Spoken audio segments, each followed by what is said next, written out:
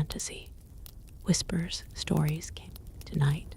We're traveling to the cold winds and ancient halls of Game of Thrones. So wrap yourself in a blanket, close your eyes, and let the story carry you away. But before we begin, I need your help. We're on a quest to reach our first 1,000 subscribers. So if you enjoy these bedtime tales, please subscribe, give this video a like, and let me know in the comments, where in the world are you listening from? I read every comment, and it means the world to me. Now, let the journey begin. A Song of Altered Fate. Chapter 1. The Chamber of Ravens. I awaken with a jolt, my head pounding as if I'd been struck. Unfamiliar stone surrounds me, not the plaster walls of my apartment, but ancient, weathered rock carved with intricate dragon motifs that seem to undulate in the flickering candlelight. The distant roar of waves crashing against cliffs filters through an open window, where heavy curtains billow in a salt-laden breeze. Disoriented, I sit up on a massive four-poster bed draped with furs and woolen blankets. This room, this chamber belongs to nobility. My eyes dart to a corner where weapons stand in an ornate rack. Long swords, daggers, and strange implements of war I cannot name. Scattered across the stone floor are parchment scrolls marked with black wax seals in the shape of ravens. A leather-bound tome rests on the bedside table, its worn cover embossed with a direwolf sigil I recognize with a sinking feeling of impossible recognition. House Stark. But that's impossible. That's fiction. A television series, a book. From below, through the open window, urgent whispers drift upward. Something about a death beyond the wall, something about signs and portents, about winter coming at last.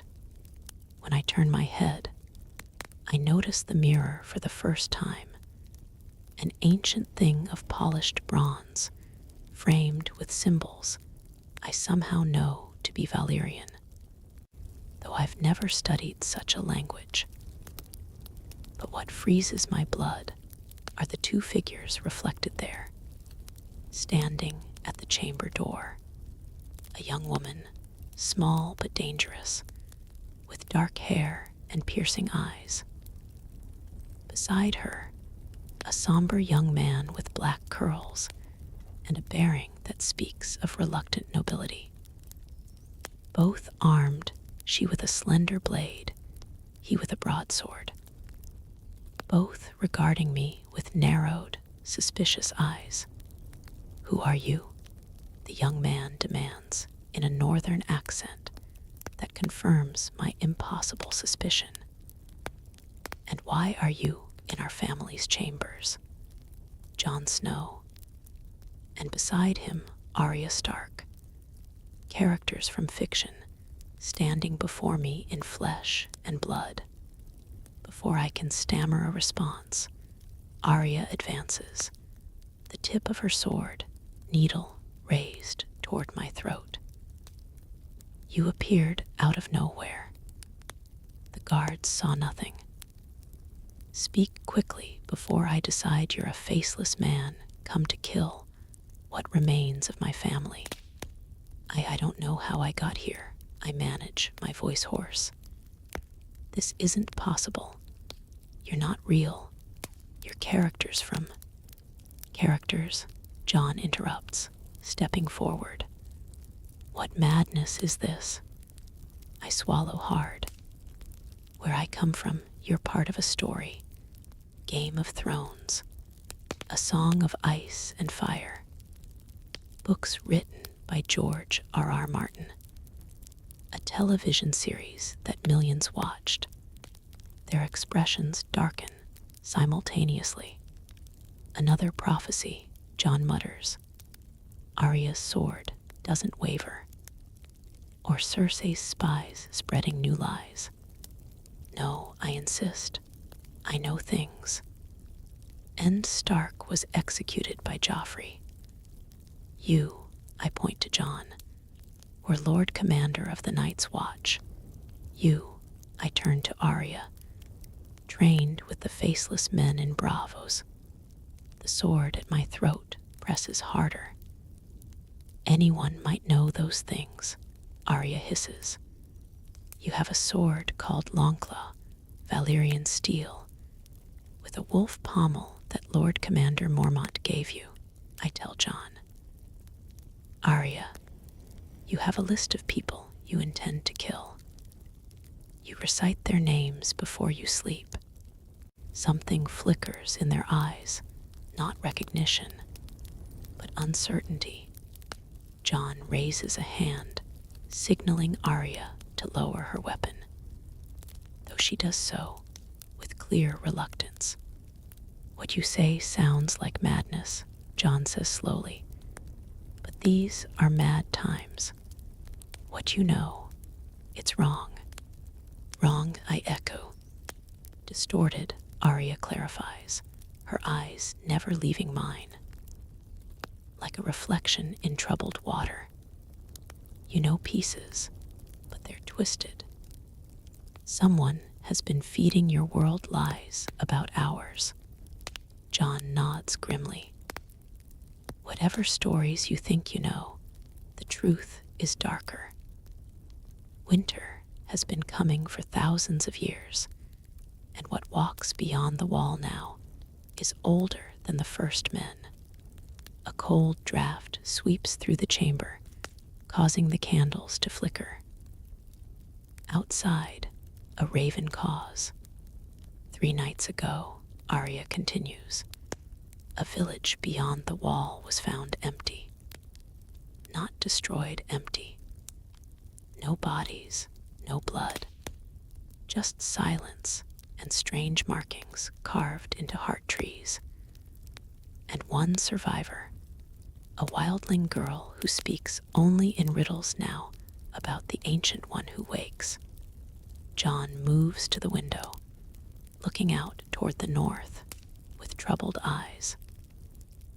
The Night King from your stories was a puppet, a creation to distract from something far worse that stirs beneath the ice. Something that has broken free. We found this, Arya says, tossing a small object onto the bed beside me. It's a pendant, made of a strange, translucent material that seems to absorb the candlelight rather than reflect it. Within it, something moves, a shadow or smoke that coils like a living thing. It bears the mark of Asshai, Jon explains. A witch from the Shadowlands is said to have crossed the narrow sea. She seeks something hidden in the crypts of Winterfell. I pick up the pendant cautiously. Why are you telling me this? Why not throw me in a cell? Arya gives a humorless smile. The Red Priestess saw your coming in her flames, said you walk between worlds, that you know endings we cannot see. Even if they're wrong, Jon adds. And Arya continues, the witches of Asshai fear you. That makes you useful. A heavy knock at the door interrupts us. Jon opens it cautiously, revealing a weathered old man in Maester's robes. Lord Snow, the Maester says urgently. Riders from White Harbor bring news. The sea is freezing in summer, and they say the dead walk the shores. Jon exchanges a dark look with his sister. We ride at dawn, he tells the Maester, who bows and retreats. Turning back to me, John's expression is grim determination. Scori de malady timpter times, erinis ia morgulis. The high Valyrian flows from his tongue with practiced ease.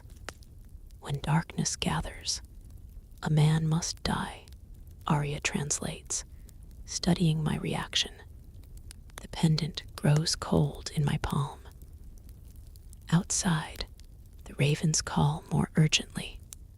You have until dawn to decide, John says. Ride with us to face whatever ancient evil has awakened, or remain here as our prisoner, until we determine if you're friend or foe. Arya moves to the door, pausing to look back with those calculating eyes. Choose wisely, stranger from another world. In the game of survival, there are no second chances. They leave me alone with my impossible thoughts, the door locked behind them. Through the window, I can see the massive sprawl of Winterfell below, and beyond that, the dark smudge of the Wolfswood. Above, stars I do not recognize wheel in unfamiliar patterns. I am trapped in a world I thought fictional, but which now seems terribly real. And something worse than white walkers is stirring in the north. Dawn approaches, I must decide, but sleep finds me before decision can, and with it comes dreams, unlike any I've known before. I stand in the Winterfell crypts, among the stone kings with their iron swords and silent wolves. Before me looms a tomb I somehow know belongs to Lyanna Stark.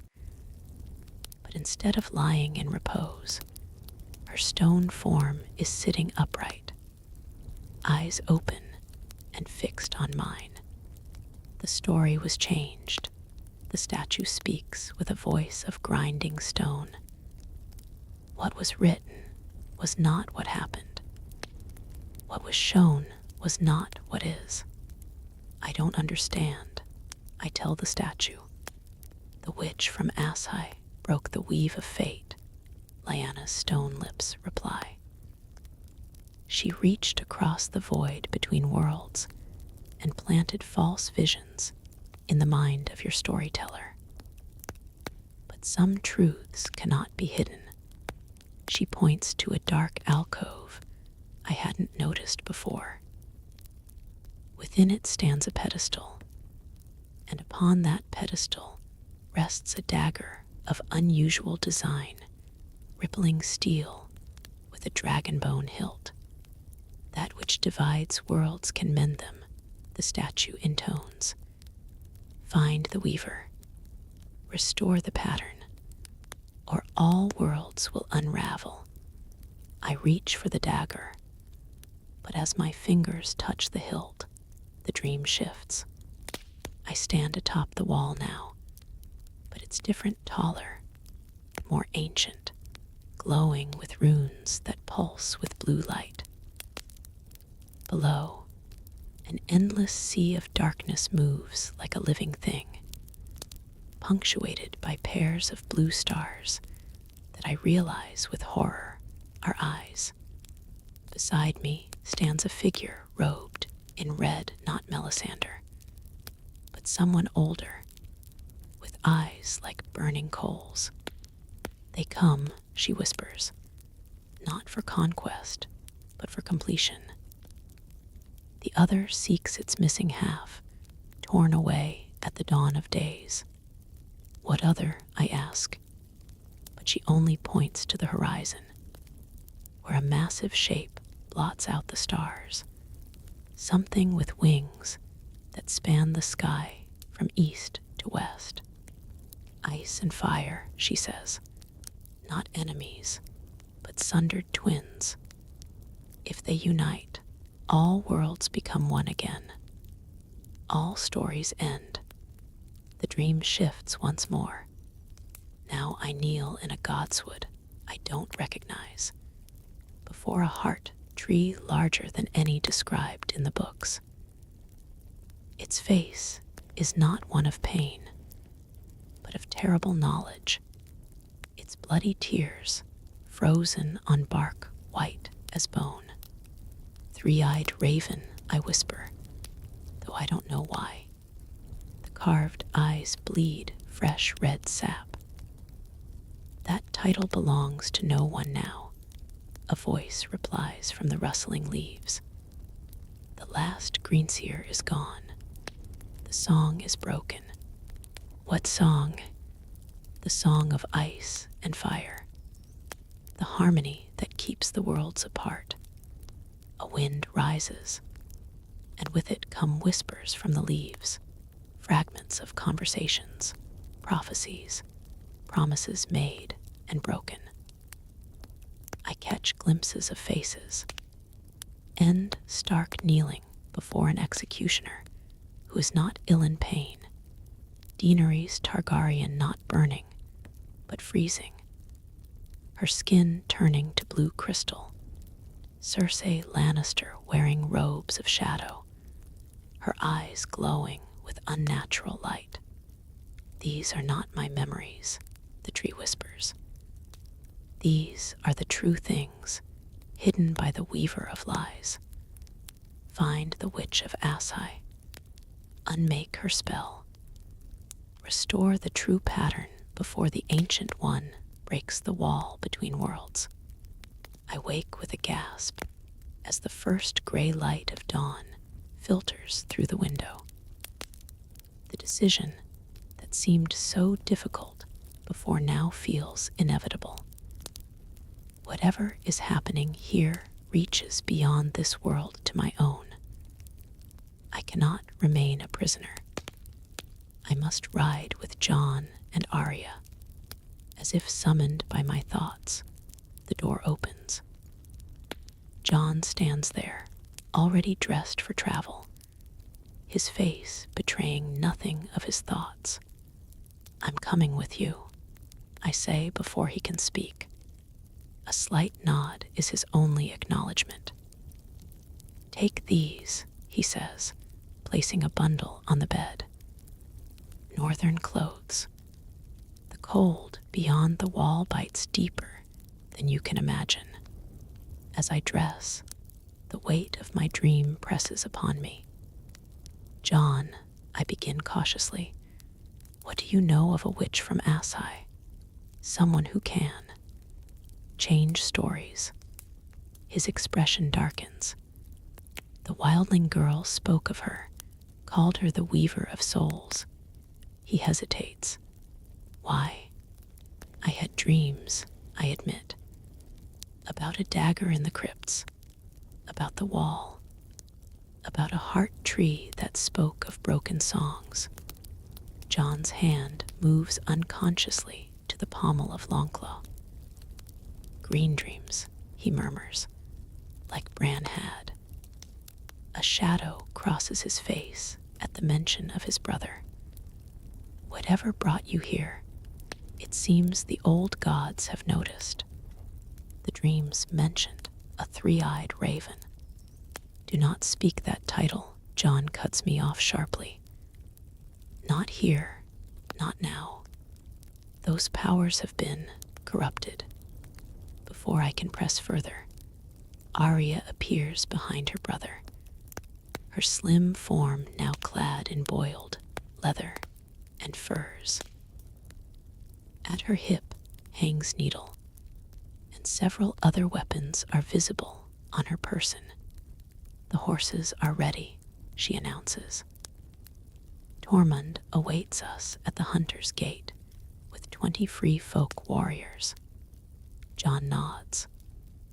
We'll speak more of dreams and ravens on the road, he tells me.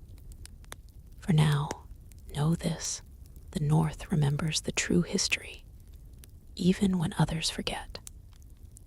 House Stark has kept certain knowledge for thousands of years, passed from father to son, mother to daughter. The lone wolf dies, Arya recites, but the pack survives.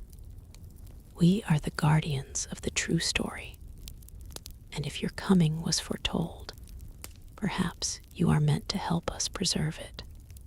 As we leave the chamber, I notice a familiar shape leaning against the wall. A massive white direwolf with red eyes that regard me with unnerving intelligence. Ghost, I breathe. The direwolf approaches, sniffing my outstretched hand before allowing me to touch his thick fur. He accepts you, Jon observes with surprise. Ghost trusts no one outside the pack. A peculiar thought strikes me in this world where fiction has somehow become reality, where the story I knew has been twisted and changed. Perhaps I was always meant to be part of this tale. As we descend through the ancient fortress of Winterfell, people stop and stare at the stranger walking alongside the surviving Starks. I hear whispers, feel the weight of curious and suspicious gazes. Outside, in the gray morning light, a company of wildlings awaits, led by a towering man with a fiery red beard. Tormund Giantsbane, I murmur as we approach. The wildling narrows his eyes. You know me, stranger. Jon says you're from beyond the known world. In a manner of speaking, I reply carefully. Tormund grunts, unimpressed. Well, any friend of Jon Snow is worth at least half a friend to me, until they prove themselves a whole friend or no friend at all. He grins, displaying uneven teeth. We'll see which you are when the dead come hunting. As we mount the waiting horses, I notice a small wooden box strapped to Jon's saddle. What's in there? I ask. Protection, Jon answers cryptically. Old magic from the children of the forest. Dragonglass dust mixed with weirwood sap and the blood of a direwolf. The wildling girl said it would keep us hidden from the Ancient One's gaze for a time. As our company passes beneath the massive stone archway of the Hunter's Gate, I look back at Winterfell, this impossible, fictional place that now feels solid and real beneath the hooves of my horse. Jon, I say quietly, in the story I knew, the White Walkers were defeated. The Night King was destroyed. He gives me a sidelong glance. Perhaps in your fall story. But here, we face something the first men called Naurin Perses, the frozen fire. It slept beneath the ice for 10,000 years, while lesser servants like your Night King did its bidding. Skoros in Vortalvi, Iasalir Jim Igha. Arya adds, in flawless High Valyrian. Jon translates, what was broken at the beginning now seeks to be whole. As we ride north toward the wall, toward danger and the unknown, I realize that I've been thrust into a story far darker and more complex than the one I thought I knew.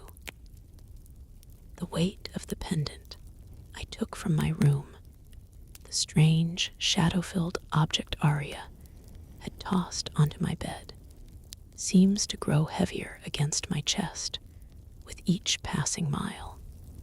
Behind us, the ravens of Winterfell take flight, following our path northward. Above, dark clouds gather, promising snow. And somewhere ahead, beyond the wall, an ancient evil stirs, one that bridges worlds and threatens to unravel the very fabric of reality itself. Chapter 2. Beyond the Wall. The wall looms before us, a massive barrier of ice that seems to scrape the very heavens. Even having seen it depicted on screen, nothing prepared me for its true scale, 700 feet of ancient ice, glimmering with an inner blue light that seems almost alive. Castle Black is a shadow of what I expected, more ruins than fortress, with only a handful of black-clad brothers patrolling the ramparts. As our party approaches, a grizzled man with one arm hails us from the gate. "Lord Snow," he calls, "we received your raven. The bodies have been preserved as you commanded." John nods grimly. "Show us." We dismount in the courtyard, where the bitter cold bites deeper than any winter I've known. Ghost pads silently beside John as we follow the night's watchman to what I recognize as the ice cells, chambers carved directly into the wall itself. 3 were found, the man explains, leading us to the furthest cell. 2 rangers and a wildling, all dead, but he trails off, pushing open the heavy door. The cold that rushes out is different, not the natural chill of ice, but something primordial that seems to freeze the very soul. Inside, 3 bodies lie on stone slabs, but they're not the blue-eyed whites I expected. These corpses are encased in translucent crystal, their faces frozen in expressions of utter terror. Within the crystal, dark shadows move like living smoke. 7 hells, Tormund mutters, making a sign against evil. Arya approaches the nearest body fearlessly, studying it with clinical detachment. The same shadow substance as in the pendant, she observes. John turns to the night's watchman. "Has anyone touched them?" "No, M-Lord. Old Tam tried, but his hand." The man swallows hard. His hand turned to ice and shattered. We had to take it off at the wrist. I hang back near the door, a bone-deep terror gripping me. "This wasn't in the story," I whisper. John's dark eyes find mine.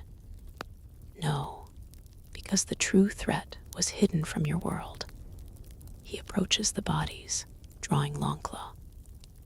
The Valyrian steel blade glimmers in the dim light. "Stand back." With a single swift stroke, he touches the blade to the crystal, encasing the nearest corpse. A high keening sound fills the air as cracks spread across the surface. Then, with a sound like breaking glass, the crystal shatters. But instead of fragments, it dissolves into the same oily shadow substance I saw in the pendant. The corpse beneath remains undisturbed, but as we watch, the skin begins to ripple like water. Suddenly, the dead man's eyes snap open, not blue like a white's, but filled with swirling darkness. Mirjeta, Mirvise, Mirkintir. It hisses in a voice like grinding ice. Arya's blade is instantly at the thing's throat. "What did it say?" she demands, looking at her brother. John's face has gone pale. "One time, one dream, one bridge," he translates. The old tongue of Asai. The corpse's head turns with a terrible slowness until its dark eyes fix on me. A twisted smile spreads across its blue-tinged lips. Valor Morgulies, it whispers. All men must die. But you were never meant to live in this world. Your presence unbalances the scales. Before anyone can react, the thing moves with impossible speed, lurching upright and reaching for me with crystalline fingers. But Ghost is faster. The direwolf lunges, massive jaws closing around the creature's throat. There's a sound like cracking ice, and the thing collapses, dissolving into shadow and smoke that dissipates in the freezing air. Silence falls, broken only by Ghost's low growl. It knew you, Arya says, her suspicious gaze returning to me. It knew what you are. Jon sheathes Longclaw, his expression troubled. The ancient evil has already crossed the wall. These are just its harbingers. He turns to the Night's Watchmen. Burn the other bodies. Post double watches. Nothing passes the wall in either direction without my knowledge. As we exit the ice cells, Jon pulls me aside, speaking in low tones. That thing spoke the tongue of Asshai without lips or breath to form the words. Dark magic has returned to Westeros, and it knows of your coming. I don't understand my role in all this, I confess. I'm not a warrior or a magician. I'm just a reader who somehow stepped into the story. Jon's expression softens slightly. Sometimes the most important characters in any tale are the witnesses, those who remember the truth when others would forget. He hesitates. My father, End Stark, once told me that the North remembers when all else forgets. Perhaps you're here to remember what even we have lost. A horn sounds from atop the wall. 2 long blasts. Wildlings, Jon explains. Our scouts return. We climb the precarious wooden stairs to the top of the wall. The wind howling around us, threatening to tear us from our perch and cast us into the abyss. At the summit, the view steals what little breath the climb left me endless forests and mountains to the north, stretching toward the horizon under a gray sky. A small party approaches from the wilderness, 5 riders on shaggy garrons, moving with desperate speed. Something pursues them, Tormund grunts, shielding his eyes against the biting wind. As if in confirmation, a shadow detaches itself from the tree line behind the riders. A massive shape that moves with unnatural speed across the snow, leaving a trail of crystallizing frost in its wake. 7 save us, breathes the Night's Watchman beside us. The thing is vaguely human-shaped, but twice the height of a man. Its body formed of what appears to be living ice and shadow. As it moves, the air around it distorts, ice crystals forming and shattering in its wake. With each massive stride, it gains on the fleeing wildlings. Archers, Jon commands, and the few black brothers on the wall knock arrows to their bows. Wait, I urge, remembering the corpse's words. Normal weapons might not harm it. Jon's gaze is steel, dragonglass will. He turns to the nearest archer. Fire. A volley of black-tipped arrows arcs through the air, descending toward the creature.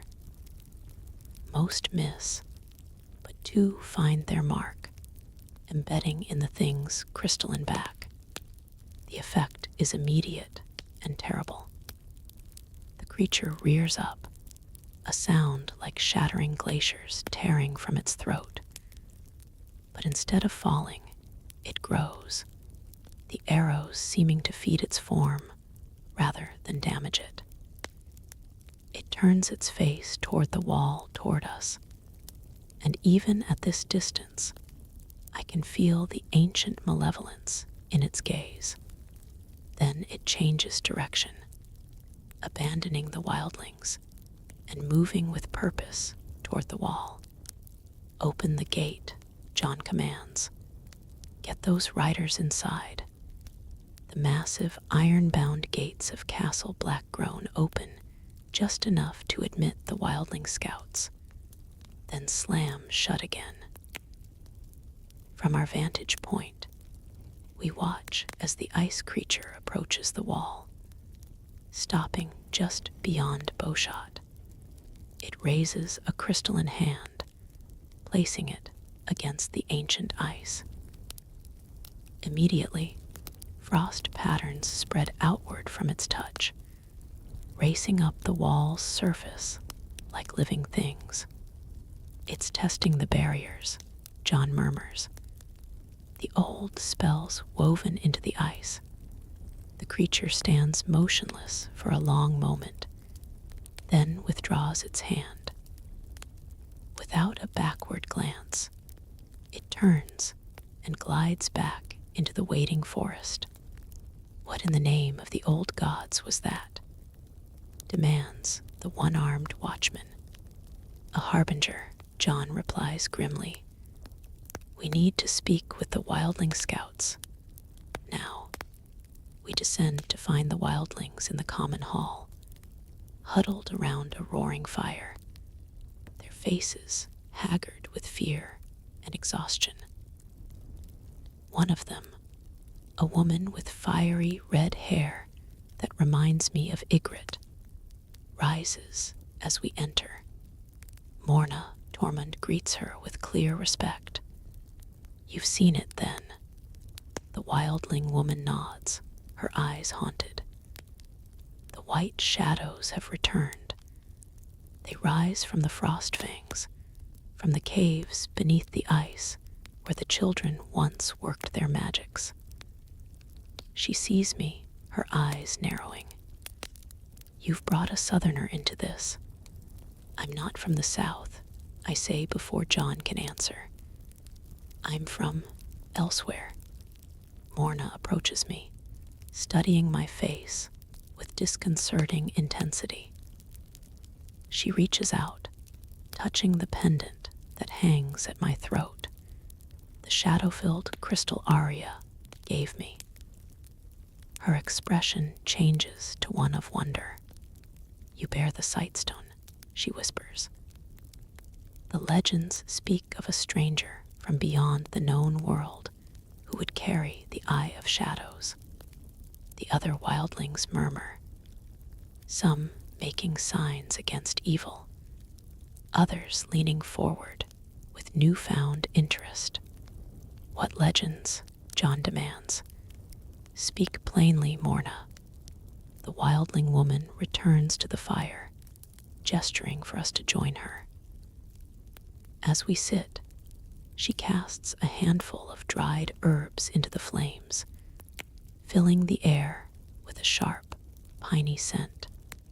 Before the wall, before the long night, when the first men and the children still shared the forests as equals, it is said that our world touched others through places of power, godswoods, caves, mountains that reached the sky. The oldest stories tell of travelers who crossed between these worlds, bearing knowledge and warnings. She looks directly at me. The last such traveler brought word of the coming darkness, the ice that burns, the shadows that freeze. She carried a stone of sight, just as you do, stranger. "What happened to her?" I ask, my throat dry. Morna's eyes reflect the dancing flames. She became the night's queen, the corpse bride of the first white shadow. Her knowledge of other worlds twisted by the darkness until she became its servant. A chill runs through me. I reach for the pendant, suddenly wanting nothing more than to tear it from my neck and cast it into the fire. John's hand closes around mine, stopping me. "The pendant protects you," he says quietly. "As long as you wear it, the shadows cannot see into your mind or possess your dreams." Arya, who has been silent until now, steps forward from the shadows. The wildling girl who survived the village, she spoke of an ancient one awakening. "Is this the white shadow you speak of?" Morna shakes her head. "The white shadows serve something older, something that slept beneath the ice since the Dawn Age. The girl called it the Weaver, a being that can unpick the very threads of reality and reknit them to its purpose." She looks at me again. "Your world's story of ours, the false narrative you know, that is its work, preparing the way." "Preparing for what?" John asks. "For the unraveling," Morna replies. "When all worlds become one again, and the things that wait between stars can enter freely once more." The fire crackles ominously in the silence that follows. "There is a place," Morna continues after a moment. "A cave beneath a black weirwood where the barriers between worlds grow thin. The girl said the Weaver dwells there, spinning its webs between realities." "Where is this cave?" John demands. 3 days' ride north of Hardhome, in the Frostfangs. But no living man has returned from it in 1,000 years. Tormund spits into the fire. "Then we'll be the first." As the others discuss preparations for the journey beyond the wall, I find myself drawn to the window. Outside, snow has begun to fall, fat flakes drifting lazily in the gathering darkness. But there's something wrong with their movement, something unnatural. Watching closely, I realize with growing horror that the snowflakes aren't falling randomly. They're forming patterns in the air, sigils and runes that glow faintly blue before dissolving. "It's watching us," I whisper. John joins me at the window, his breath fogging the ancient glass. "The old magic still holds in Castle Black," he assures me. "We're safe here for the night. And tomorrow," his eyes dark and knowing meet mine. "Tomorrow we ride into darkness toward the heart of winter. The true winter that your stories only hinted at. That night I dream again. I stand in a vast chamber of ice, blue light pulsing through translucent walls.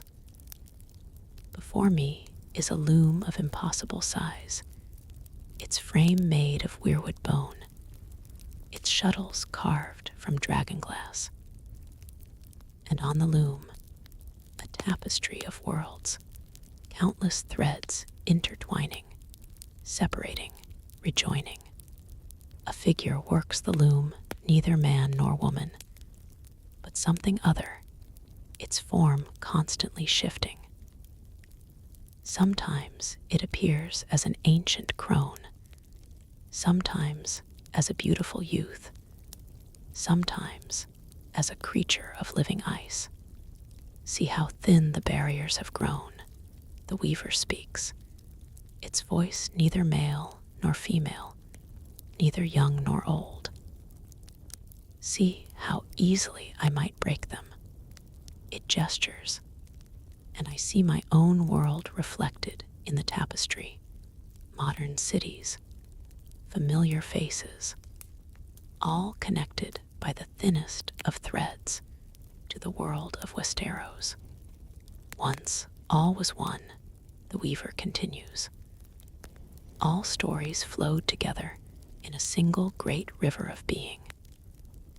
Then came the separation, artificial boundaries erected by fearful minds. It turns to me, its face momentarily resolving into something almost human, though its eyes remain pools of swirling darkness. You crossed without understanding, a happy accident that serves my purpose. What purpose? I ask, finding my voice. Restoration, the weaver replies. The reunification of all that was sundered. The end of isolation. It returns to its work, fingers dancing among the threads with inhuman speed. Your knowledge of this world's story, however distorted, creates a bridge. Every recognition, every connection you make between what you know and what is, strengthens that bridge. Horror dawns as I understand. You're using me to break down the walls between worlds. The weaver's laugh is the sound of cracking ice. You are merely the needle. I am the hand that guides the thread. It pauses, studying me with those fathomless eyes. But you could be more. Join me willingly, and you shall witness the rebirth of all realities as one. Resist, and you will still serve, though less pleasantly. Never, I reply, anger cutting through fear. The weaver sighs, the sound like wind through dead branches. They all refuse at first, the travelers who stumble between worlds. Pride and fear make them cling to separation.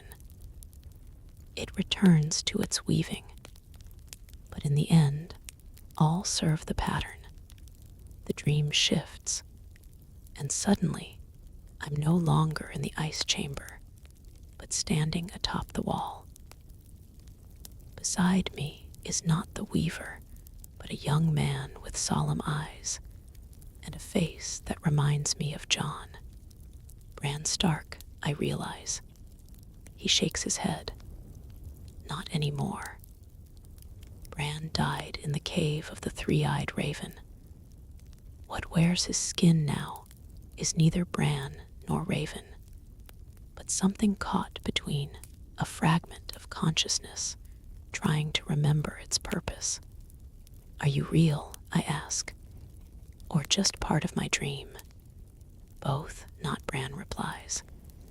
The green sight allows me to reach you while you sleep, to warn you, while the pendant protects your waking mind. He points north, beyond the wall.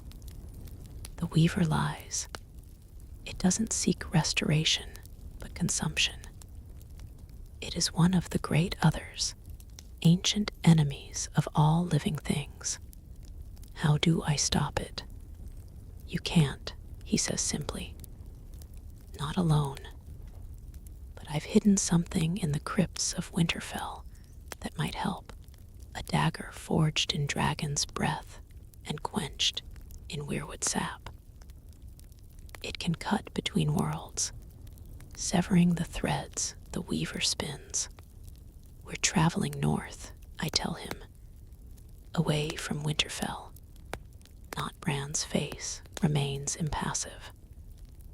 Then you must change your course.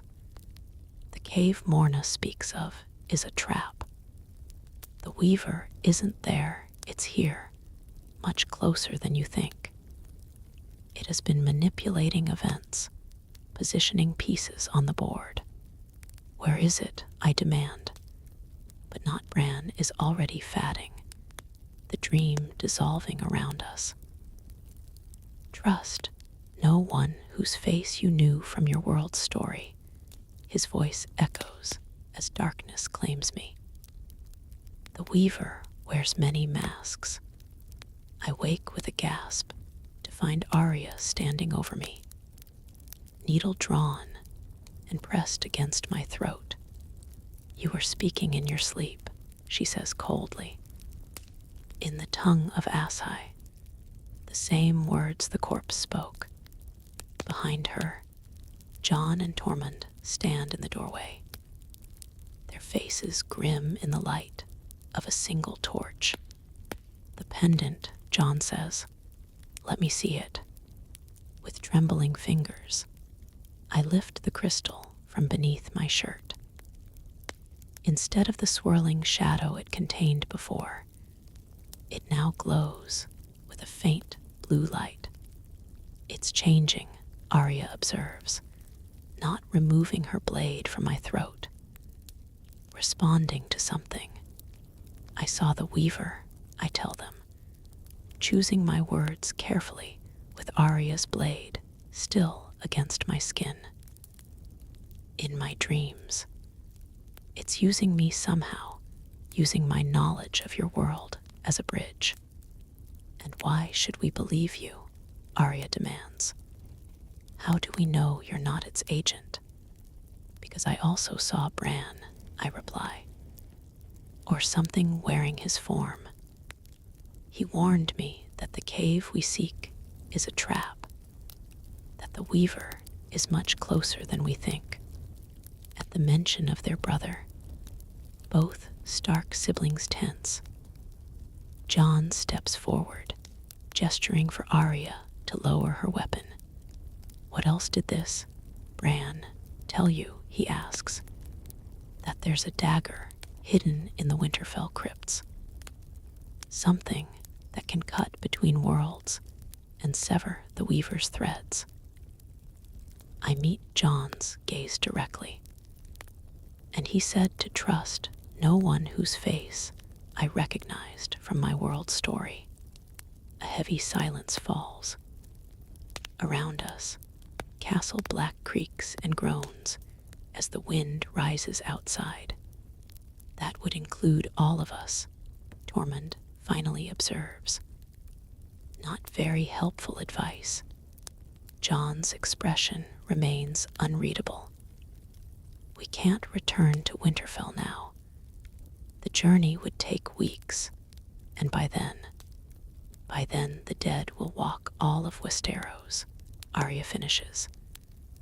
"We must continue north as planned."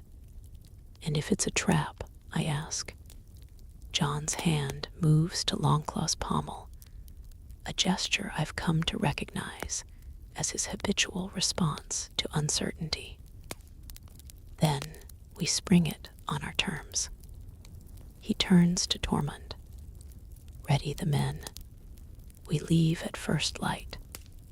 As they depart, Arya lingers, studying me with those calculating eyes. "If you betray us," she says softly, "if you're leading us into danger, know that the last face you'll see will be mine." Alone again, I sit on the edge of the narrow bed, the pendant cold against my skin despite its eerie glow. Outside, the unnatural snow continues to fall, writing messages in a language I cannot read. I am caught between forces I barely understand, in a world both familiar and terrifyingly strange. The story I thought I knew has been revealed as propaganda, a fiction designed to hide a darker truth. And somewhere, the Weaver watches, using my very presence to further its incomprehensible plans. Dawn is breaking. Beyond the wall awaits. Chapter 3. The Heart of Winter. Morning brings no respite from the cold. If anything, the temperature has dropped further. A bitter chill that cuts through furs and leather to freeze the marrow in our bones. The courtyard of Castle Black is blanketed in snow, the strange, pattern-forming snow that fell during the night. As our party prepares to depart, I notice the Night's Watch brothers studying these patterns with fear in their eyes. The swirls and runes carved by falling flakes have hardened into the ice, creating a massive sigil across the entire yard. What does it mean? I ask John as he tightens the saddle on his horse. It's ancient writing, he replies, voice low. From before the first men, even the citadel has no name for it. Tormund approaches, leading a sturdy Garen for me. Can you ride, World Walker? He asks, using the name the wildlings have begun calling me. Not well, I admit. The big man grunts. Then learn quickly. Where we're going, a slow rider is a dead rider. Our company is small: John, Arya, Tormund, myself, and 10 wildling warriors. A larger force might be safer, but would also move more slowly and draw more attention. Speed and stealth are our allies now. We pass through the tunnel beneath the wall, a passage of ice that seems to whisper with ancient voices. Ghost leads the way, his white fur gleaming in the gloom. The direwolf has not left John's side since our arrival at Castle Black, as if sensing the growing danger. Beyond the wall, the landscape stretches endlessly, pristine snow broken only by the dark line of the haunted forest. The sky above is a pale, sickly blue. The sun, a distant white disk, providing light but little warmth. Stay close, John instructs as we enter the tree line. The forest has eyes. We ride in silence. The only sounds the crunch of snow beneath our horses' hooves and the occasional crack of a frost-burdened branch. Hours pass, and the twisted trees close around us, blocking out what little sunlight filters through the clouds. Arya rides beside me, her face half hidden in furs, her eyes constantly scanning the shadows between trees. Despite her earlier suspicion, she seems to have appointed herself my protector, or perhaps my jailer. Your pendant, she says suddenly, breaking the silence.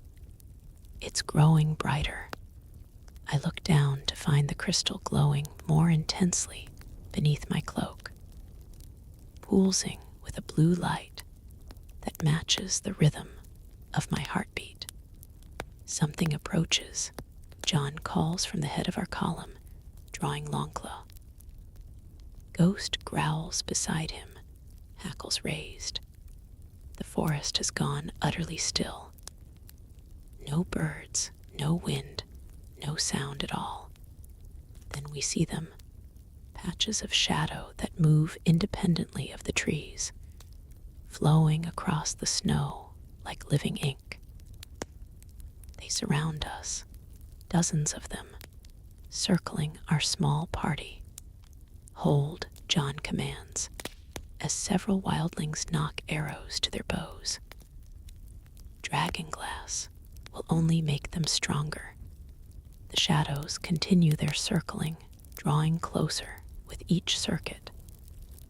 Where they pass, the snow blackens and steams. What are they? I whisper to Arya. Shadow servants, she replies, needle already in her hand, though she makes no move to strike. Lesser forms of the white shadows, like the one we saw beyond the wall. One of the shadow forms breaks from the circle, flowing toward us with terrible purpose. It stops before my horse, which whinnies in terror, but holds its ground. The shadow rises, taking on a vaguely human shape. Zabrimandia, Zabrivada. It hisses in that same tongue of Assai. Then, shifting to the common tongue, dark flesh, dark fate. The weaver awaits you, traveler between worlds. Before I can respond, the pendant at my throat flares with blinding intensity. The shadow creature recoils, its form dissipating like smoke in a strong wind. Around us, the other shadows withdraw, fleeing back into the depths of the forest. Tormund lets out a breath I hadn't realized he was holding. The old magic still works, it seems, he says, eyeing my pendant with newfound respect. It's not protecting us, John observes grimly. It's marking our path. The weaver wants us to reach our destination. The realization chills me more than the bitter cold. We're walking into a trap. Of course we are, Arya says, with a hint of her old fierceness. But a trap works both ways. Spring it right, and you catch the hunter instead of becoming prey. We continue deeper into the haunted forest, the trees growing closer, their twisted branches forming a canopy that blocks out the sky entirely. Our world narrows to the path before us, the breath of our horses misting in the frigid air, the distant calls of unseen creatures. Night falls, though it's hard to tell the difference in the perpetual gloom beneath the trees. We make camp in a small clearing, the wildlings working efficiently to establish a perimeter. No fire, light would only draw attention in this darkness. I sit apart from the others, the pendant's glow providing the only illumination. John approaches, squatting beside me with Ghost at his heels. Your dreams, he says without preamble. Tell me more about what you saw. I describe the weaver and its loom of worlds, the tapestry of realities it manipulates. John listens intently, his hand resting on Ghost's massive head. The old stories speak of such things, he says when I finish. Creatures from the void between stars that feed on dreams and memories. The first men called them the Great Others, not White Walkers. John shakes his head. The White Walkers were their servants, created to prepare the way. In your world story, did the White Walkers speak? I think back to the series. No, they screeched, but never spoke. Another lie, John says softly.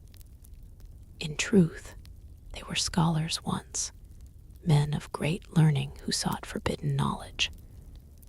The Great Others twisted them, used their wisdom to further their own ends. He stares into the darkness beyond our camp. What we face now is the master, not the servants. Why me, I ask, the question that has haunted me since my arrival. Why bring me here? John's eyes, dark and knowing, meet mine. Because you know the false ending. You know how the story was meant to conclude before the weaver changed it. That knowledge is power and a threat. A twig snaps in the darkness beyond our camp. Ghost is instantly alert, ears pricked forward. John rises, hand on Longclaw's hilt. Get to the center of the camp, he orders. Now, I scramble to obey as the wildlings form a defensive circle, weapons drawn. Arya appears beside me, her slender form tense with readiness. From the forest come shuffling footsteps, dozens of them, approaching from all sides. Not wights, Tormund mutters. Something else. They emerge from the trees, human figures, but wrong somehow.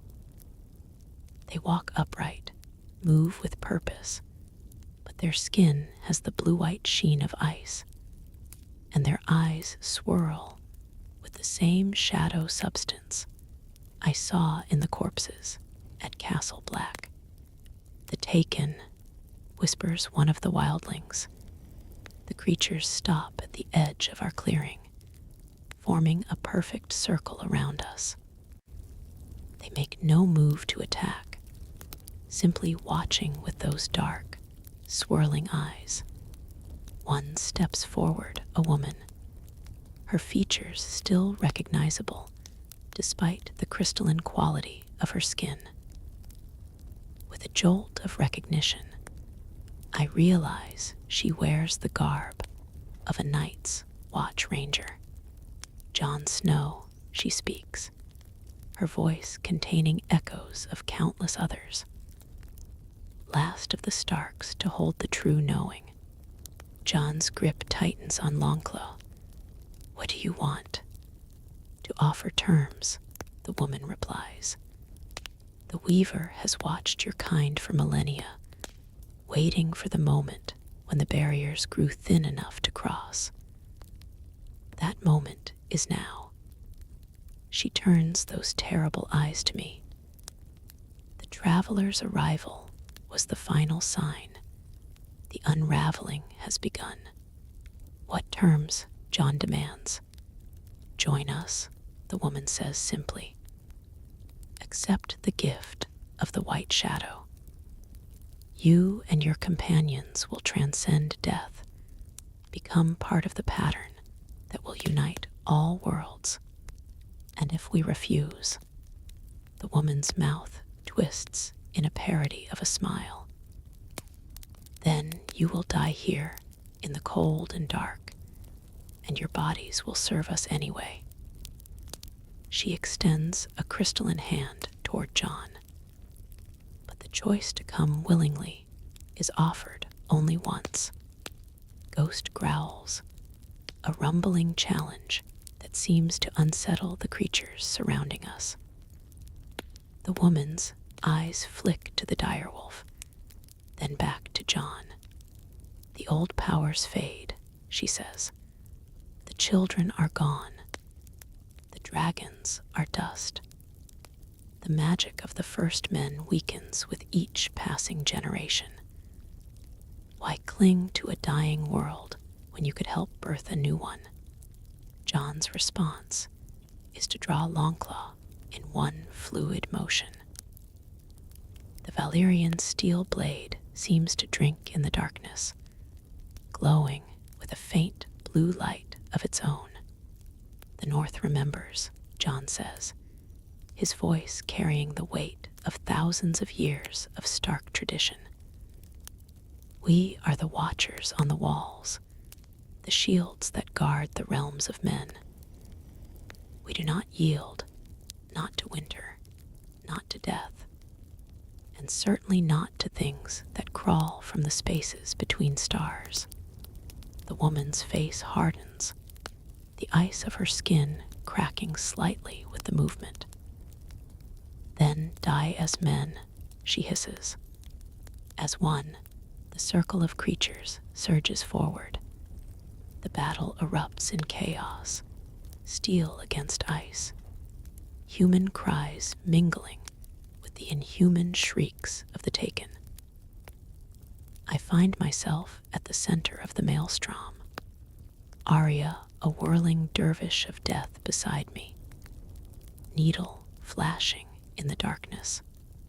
Jon and Longclaw cut a swath through the attackers, the Valyrian steel blade one of the few weapons that seems to harm them. Where it strikes, the creatures shatter into shards of ice that dissolve into shadow. The pendant, Arya shouts to me over the din of battle. Use it. Without thinking, I tear the crystal from my neck and hold it aloft.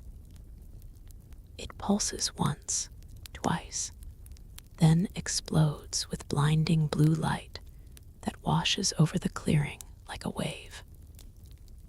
The creatures nearest to me shriek in agony, their forms crumbling to ice and shadow. But the respite is brief. More pour from the forest, dozens replacing those that fall. A massive shape lunges at me, one of the taken, larger than the others, wielding a crystal spear that drips with blue fire. Before it can strike, Ghost is there, massive jaws closing around the creature's throat. There's a sound like shattering glass, and the thing collapses, dissolving into shadow. We can't hold them. Tormund roars, his blade slick, with a strange blue ichor that steams in the cold air. Jon fights his way to my side, his face spattered with the same substance. The pendant, he gasps. Can you use it again? I look down at the crystal in my hand. The light has dimmed, pulses coming slower now, weaker. I don't know how I did it the first time, I admit.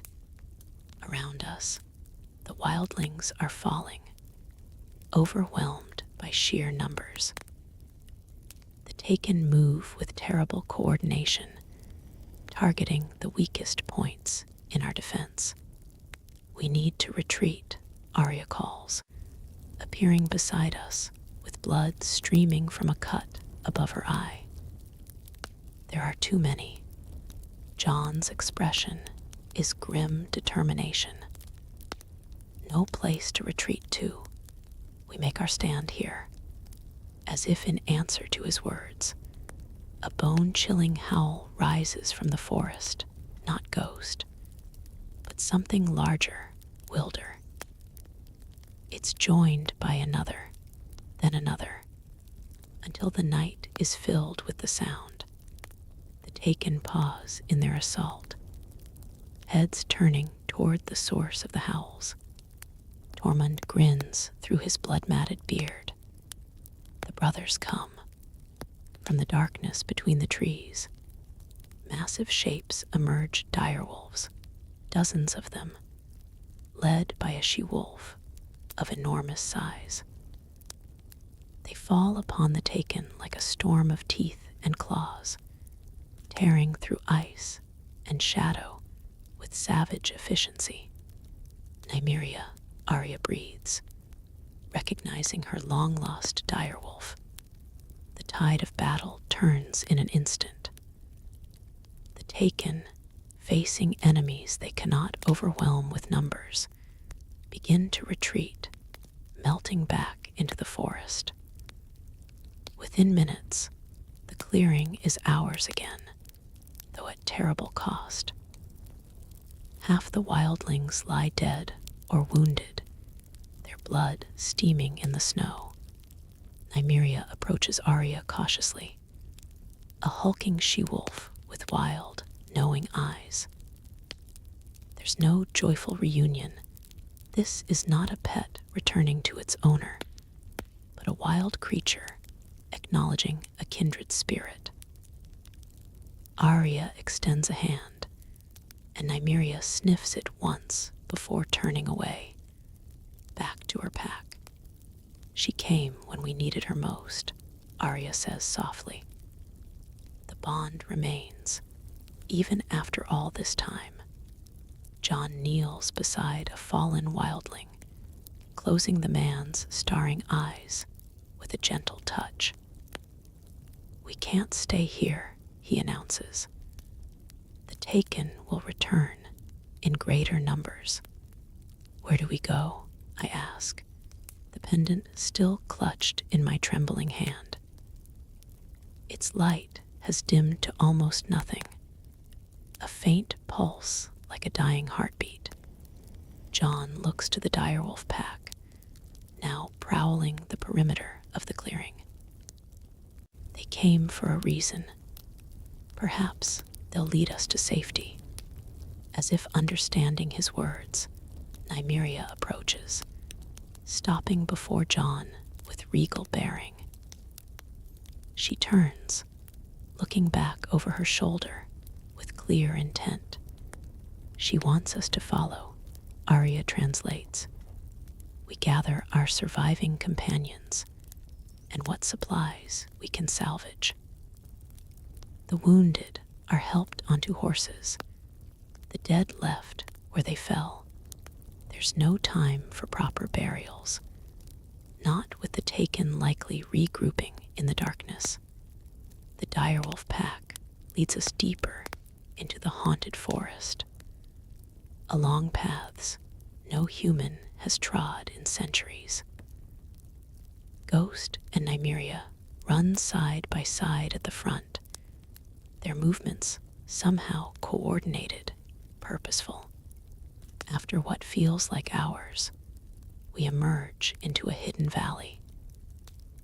At its center stands a weirwood grove, not a single heart tree, but dozens, their pale trunks and blood-red leaves forming a natural cathedral beneath the starlit sky.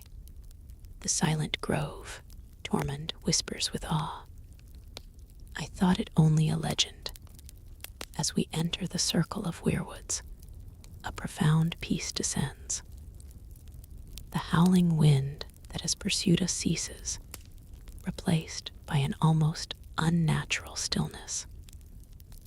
The temperature, too, seems to rise, the bitter cold giving way to a more bearable chill. The old gods hold power here, Jon explains, dismounting. Even the white shadows fear to tread on such hallowed ground. In the center of the grove stands the largest weirwood I've ever seen. Its massive trunk split into twin trunks that twist around each other like lovers embracing. The carved face watches us with red sap tears that seem freshly shed. A twin heart tree, Arya murmurs. In the old tailies, they mark places where the barriers between worlds grow thin. I approach the massive tree, drawn by something I cannot name. The pendant in my hand pulses stronger now, in rhythm with the red sap that seems to flow like blood beneath the white bark. As I place my palm against the trunk, a vision overwhelms me. I stand in a courtyard I recognize as Winterfell, but not as I've seen it before. This is ancient Winterfell, newly built, its stones unmarked by time. Before me, a man who can only be Bran the Builder holds counsel with small, non-human figures that must be children of the forest. The pact is sealed, Bran says, his voice carrying across centuries. The wall will stand as boundary between worlds, keeping the great others at bay. One of the children steps forward, placing something in Bran's hand, a pendant identical to mine. So long as this stone remains in Stark possession, the child says, the threads of fate cannot be altered. Guard it well, for many will covet its power. The scene shifts, and I see a long procession of Starks through the ages, each holding the pendant, each passing it to their heir upon death. Until finally, I see End Stark hiding the pendant in the depths of the Winterfell crypts as Robert Baratheon's riders approach from the south. Let it sleep, End whispers, until the time of unraveling comes. I gasp, pulling my hand away from the tree. John is beside me instantly, steadying me as I sway on my feet. "What did you see?" he demands. "The pendant," I manage, my voice hoarse. "It belonged to the Starks. Since the beginning. It was hidden in the crypts until someone took it," Arya finishes, her eyes narrowing. "But who?" We make camp within the Weirwood Grove, the survivors of our party finding what rest they can beneath the watchful eyes of the heart trees. The direwolves form a protective ring around us, Nymeria's pack interspersed with the remaining wildling warriors. I find myself unable to sleep, the visions from the heart tree playing over and over in my mind. John joins me beneath the twin weirwood, his face ghostly in the pale moonlight filtering through the red canopy above. "The pendant responded to you," he says quietly, "as it would to a Stark. But I'm not. Perhaps not by blood," he interrupts. "But the old magic recognizes something in you, something kindred. Or perhaps it's because I'm from another world," I suggest. "A world where your story was written, even if wrongly." John considers this. "In the oldest tales, the first men themselves came from another world. They crossed over through weirwood groves much like this one, fleeing some ancient catastrophe." His eyes meet mine. "Perhaps you and I are more alike than you know. Both caught between worlds, both fighting to preserve a reality that others would destroy." A thought occurs to me. "John, in my world's version of your story, who was your mother?" His expression darkens. "Lyanna Stark. My father was Rhaegar Targaryen. I was born a Targaryen prince, not a Stark bastard." He gives a bitter laugh. "Another truth your world got right, though for the wrong reasons." "What do you mean?"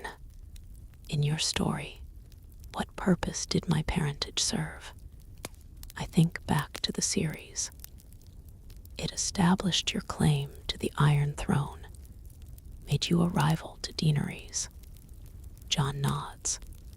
"A political plot device, but the truth is far more important." He lowers his voice, though there's no one near enough to hear. "The blood of the first men and the blood of old Valyria combined in one person. Ice and fire. It's not about thrones or crowns, it's about magic. Ancient magic that can seal the barriers between worlds." The implications hit me like a physical blow. "You're the key. Not me, not the pendant. You." "Perhaps we both are," John replies.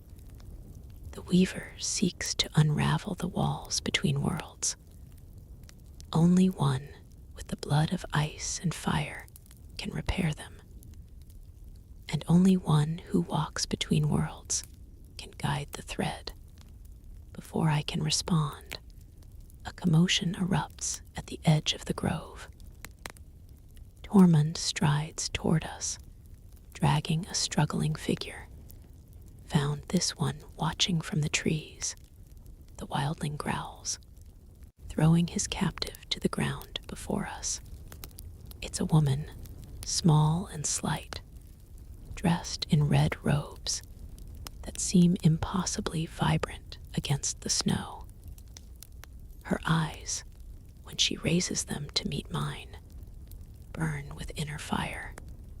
"A red priestess," Arya hisses, needle instantly in her hand. Like the one who betrayed us before, the woman ignores Arya, her burning gaze fixed on me. "The Unraveler," she says in a voice like smoke and honey. At last we meet. Who are you? Jon demands. I am Kinvara, High Priestess of the Red Temple of Voluntees, she replies, never taking her eyes from mine.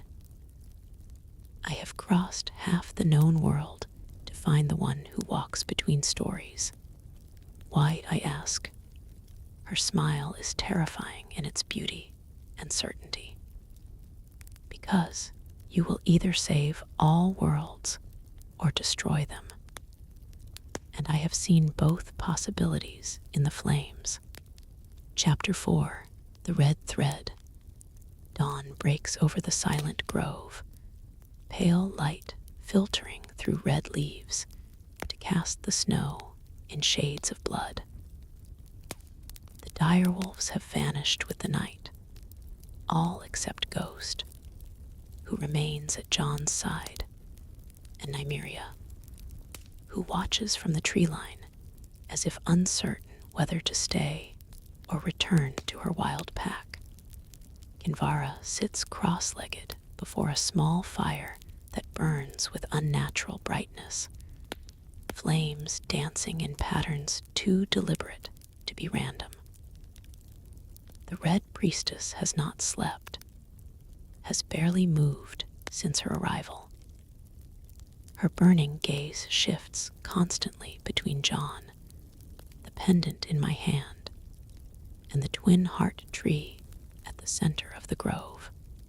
She can't be trusted, Arya insists, as we gather our meager supplies. The last Red Priestess brought nothing but death to our family. Jon's expression is unreadable. Melisandre also brought me back from death, he reminds her. The Lord of Light's servants are neither friends nor enemies. They serve their own purpose. Which is, I ask. Balance, Kinvara answers, though she's too far away to have heard our whispered conversation. She rises in a fluid motion, approaching us with the grace of a dancer. All magic requires balance. Life paid for with death. Light balanced by shadow. Worlds separated by barriers that must be maintained. Then you oppose the Weaver, Jon says. A statement rather than a question. Kinvara's smile is enigmatic. The Lord of Light opposes the Great Other in all its forms. The one you call the Weaver is but one aspect of that eternal darkness. It seeks to dissolve the walls between worlds, to return all creation to the primordial chaos from which it was born. And what do you seek? Arya demands, her hand never straying far from Needle's hilt. The same as you, the priestess replies. To maintain the separation. To preserve the pattern of creation as the Lord of Light designed it. I study Kinvara carefully. In the books and show I knew, red priests were fanatics, willing to burn innocents alive in service to their fiery god. Yet something about this woman feels different, more measured, more ancient. You said I could either save worlds or destroy them, I remind her. What did you mean? Kinvara extends her hand. The pendant, if I may. Reluctantly, I place the crystal in her palm. The moment it touches her skin, the smoky shadows within it seem to recoil, swirling more rapidly. This is no mere sightstone, she explains. It is a fragment of the original barrier between worlds, created before the Dawn Age, when the first men crossed into this realm. Her burning eyes meet mine. When you crossed over, this fragment recognized you as a traveler between worlds. It bonded to you, as it once bonded to the first Stark. Bonded, I echo. Your blood, your essence, it mingles with the magic in the stone. Which means you now hold the power to strengthen the walls between worlds, or to tear them down completely. Jon steps forward. Tell us plainly, priestess. How do we stop the Weaver? Kinvara returns the pendant to me. The Weaver dwells in the place you seek, the cave beneath the black weirwood. But what awaits? There is not merely a creature, but a nexus, a point where many worlds touch.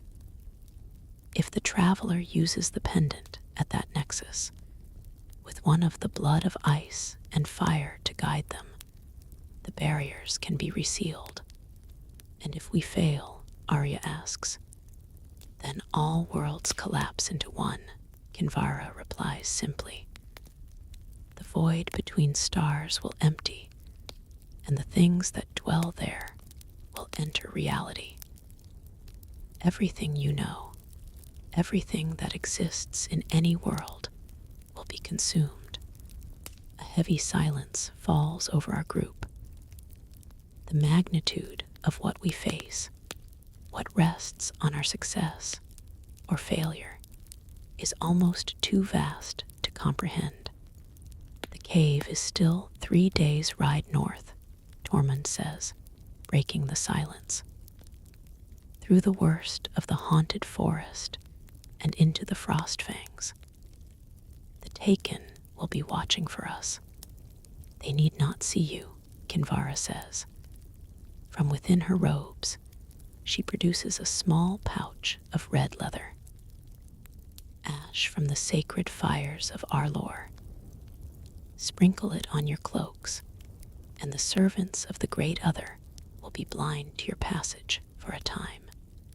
Jon takes the pouch cautiously. Why help us, priestess? What does your Lord of Light gain from this? Balance, she repeats. Without it, fire cannot burn. Life cannot flourish. The Lord of Light does not seek dominion, only equilibrium. As the others prepare the remaining horses, Kinvara draws me aside. Her voice drops to a whisper, meant for my ears alone. There is something you should know, she says. The pendant's power comes with a price. When you use it to seal the breach, the one who wields it cannot return to their world of origin. A cold weight settles in my stomach. I'll be trapped here, in Westeros. She nods solemnly. Such is the balance that must be maintained. A life in one world exchanged for a life in another. I stare at the pendant, its swirling shadows suddenly seeming malevolent. Does Jon know this? He suspects, Kinvara replies. The Stark blood carries ancient knowledge, even when the mind doesn't fully comprehend it. Before I can question her further, Tormund calls that we're ready to depart. Kinvara steps back, her face once again an impassive mask. I have done what I came to do, she announces to the group. Our paths separate here. I return to Voluntees to prepare the faithful for what comes, be it salvation or doom. Jon regards her with a mixture of suspicion and respect. You're not joining us. The priestess smiles. My presence would only draw attention. The Great Other has hunted the servants of Arlor since the dawn of time. Besides, her gaze shifts to me. You have what you need already. With that, she turns and walks away. Her red robes a splash of vivid color against the snow. Within moments, the trees have swallowed her, She's a strange one, Tormund mutters. But the free folk have used ash from the Red Priest's fires before. It works against the cold ones. At Jon's instruction, we each sprinkle a pinch of the ash on our cloaks. It crumbles like normal ash, but gives off a faint heat and smells of cinnamon and iron. North then, Jon says, mounting his horse. To the heart of winter, the journey grows more perilous with each passing mile. The haunted forest deepens, the trees growing so close together that we're forced to travel single file along narrow game trails. The sky disappears entirely, replaced by a tangled canopy of branches that allows only the occasional shaft of pale sunlight to pierce the gloom. Strange sounds echo through the forest, whispers just beyond the range of comprehension. The crack of branches where nothing moves. Occasionally, a distant cry that might be animal or something else entirely. Ghost and Nymeria scout ahead of our column, the two direwolves working in tandem, as if they've hunted together all their lives. Arya watches her long-lost companion with a mixture of pride and sadness. She was never meant to be tamed, Arya tells me as we ride. None of them were. My father tried to tell us, but we were too young to understand. In my world story, most of the direwolves died, I say carefully. Arya's face hardens. Another lie. The wolves retreated to the deep wild when the darkness began to gather. They've been waiting, watching. Direwolves are more than beasts, they're part of the old magic, guardians against the long night. By midday, a fog has risen from the snow-covered ground, further limiting visibility. The temperature drops steadily, our breath forming crystalline clouds that hang in the air long after we've passed. The boundary approaches, Jon says from the head of our column. We're nearing the edge of the haunted forest. Beyond lies the true north. As if to confirm his words, the forest begins to thin, the ancient trees giving way to twisted, stunted specimens, bent almost horizontal by relentless winds.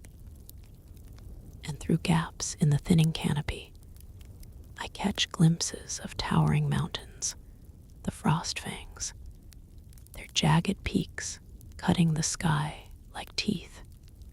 We make camp in the shelter of a massive fallen tree, its trunk wider than a man is tall. The surviving wildlings establish a watch rotation, though all of us know the true danger isn't something that can be seen with human eyes. I find myself unable to sleep, the pendant's cold weight against my chest, a constant reminder of Kinvara's words. If we succeed, I can never go home. I'll be trapped in this world of ice and shadow, this reality where fiction has somehow become truth. Jon settles beside me, offering a skin of something that burns going down, but brings welcome warmth. Tormund's special reserve, he explains with the ghost of a smile. Fermented goat's milk. The free folk swear it keeps the cold at bay. It tastes like it could keep anything at bay, I reply, choking slightly as I hand back the skin. A comfortable silence falls between us, broken only by the distant howl of wind through the mountain passes ahead. You've been quiet since we left the grove, Jon finally says.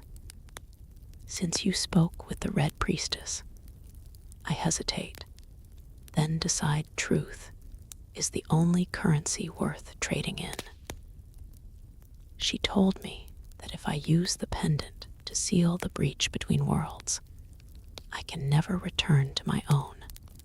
Jon nods slowly, unsurprised. I suspected as much. Magic always demands a price.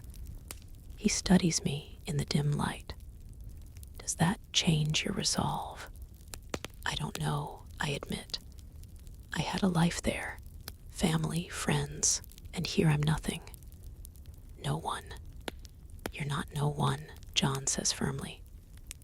You're part of this story now, whether you chose to be or not. And when this is over, if we succeed, he trails off, looking toward the distant mountains. House Stark has always protected the North. If you help save it, you'll have a place at Winterfell for as long as you wish. The offer touches me deeply. Do you really think we can succeed? Against something so ancient, so powerful. Jon's hand moves to Longclaw's hilt, a gesture I now recognize as habitual when he considers weighty matters. The first men faced the great others before, with fewer weapons and less knowledge than we possess. They succeeded in building the barriers between worlds. His dark eyes meet mine. We are their descendants, carrying their blood, their magic. If they could do it, so can we. Something in his quiet confidence steadies me. This is the Jon Snow I knew from the story, not the uncertain king or reluctant ruler the show eventually portrayed, but the man of unwavering honor and determination, who faced impossible odds with grim resolve. Get some rest, he advises, rising. Tomorrow we leave the forest behind. The true test begins. Dawn brings no real increase in light, only a shifting of the darkness from black to gray. We break camp quickly, everyone moving with the efficiency of those who know danger surrounds them. As we prepare to depart, Arya approaches, needle at her hip, and a new tension in her bearing. Ghost found something in the night, she says without preamble. You should see this. She leads us to a clearing 100 yards from our camp. There, pressed into the snow, is a massive footprint, easily twice the size of a man's, with strange protrusions where toes should be. One of the taken, I ask. Jon kneels beside the print, examining it carefully. No, something older, a giant, but wrong. Tormund joins us, his usual bravado subdued. Ice giants, he mutters. Not seen in 1,000 years. The old stories say they served the White Shadows before the wall was raised. More prints lead away from the clearing, heading north toward the mountains. It's watching us, Arya says, tracking us. Let it watch, Jon replies grimly. We follow our path. If it attacks, we deal with it then. We leave the relative shelter of the forest by mid-morning, emerging onto a vast, snow-covered plain that stretches to the foothills of the Frostfangs. The wind here is merciless, carrying ice crystals that sting exposed skin like tiny knives. The mountains themselves are even more imposing up close, sheer faces of black rock and blue-white ice, rising thousands of feet into a steel-gray sky. Clouds shroud the highest peaks, occasionally parting to reveal summits that seem to pierce the very heavens. Hardhome lies beyond that first range, Tormund explains, pointing to a narrow pass between two of the smaller peaks. 3 days ride from there to the Black Weirwood. If the wildling woman spoke true, we make for the pass, the horses struggling through snow that sometimes reaches their chests. The going is painfully slow, and all of us know that each hour spent in the open makes us more vulnerable. By late afternoon, we've reached the foothills. The terrain grows increasingly treacherous, hidden crevasses beneath the snow, patches of ice that can send a horse tumbling with one misplaced step. We're forced to dismount and lead the animals, further slowing our progress. As twilight approaches, bringing with it a bone-deep cold that seeps through furs and leather, we spot a dark opening in the mountainside ahead, a cave, offering potential shelter for the night. "I'll scout it," Arya volunteers. With her slight build and silent movement, she's the natural choice. She returns shortly, nodding. It's empty, goes back about 30 feet, dry. We lead the horses inside, grateful for the respite from the relentless wind. The cave is indeed dry, the floor covered with fine gravel rather than ice. Strange markings adorn the walls, spirals, and concentric circles that I recognize as symbols of the children of the forest. An old place, John observes, running his fingers over the carvings. Sacred to the children. For the first time since leaving Castle Black, we risk a small fire. The dancing flames cast long shadows on the cave walls, making the ancient symbols seem to move and shift. As the others settle in for the night, I find myself drawn to the markings. One sequence in particular catches my eye, a series of concentric circles surrounding a humanoid figure, holding what appears to be a shard of some kind. "The pendant," I murmur, touching the crystal at my throat. "The first barrier keeper," John says, appearing beside me. The oldest stories tell of a stranger from another world who helped the children create the original walls between realities. I stare at the carving, a chill running through me that has nothing to do with the mountain cold. History repeating itself, or completing a circle begun thousands of years ago, John suggests. A sudden commotion at the cave entrance draws our attention. Tormund bursts in, his face grim. "The giant comes," he announces, "and it's not alone." We rush to the cave mouth. In the deepening gloom, illuminated by the faint light of a rising moon, a massive figure approaches across the snow. Easily 15 feet tall, it walks upright like a man, but moves with an unnatural fluidity. Its skin gleams blue-white in the moonlight, ice crystals forming and disappearing around it with each breath. Behind it marches a column of the Taken, at least 30 strong, their crystalline forms catching the moonlight.